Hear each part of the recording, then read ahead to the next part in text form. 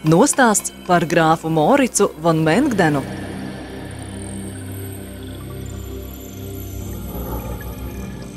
Nedaudz neticamu nostāstu ir par vienu no spilgtākajiem Mujānu muižas 19. gadsimta valdītājiem Moricu von Mengdenu, kuru bagātīgās iztēles un neticamo stāstu dēļ mēdz dēvēt par Minhauzena krustdēlu.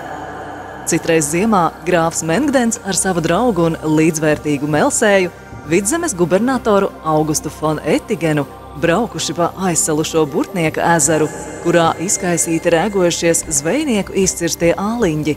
Morits tā starp citu izmetis. Nesen es te vienā tādā āliņģī nejauši iebraucu, bet par laimi ar izveicību caur nākamo atkal izbraucu ārā. Jā, nopietnā teicis Ettingens, jums, grāf, ir bijuši lieliski zirgi. Man pirms pāris gadiem tas pats atgadījās uz Peipusa, bet man bija nožēlojami kleperi. Pēc krietnas pauzes Mengdens vaicājis, nu un? Protams, es toreiz paliku apakšā, atteicis Ettingens. Jūs nu gan esat muldētājs, ar skaudīgu apbrīnu konstatējis mujānietis.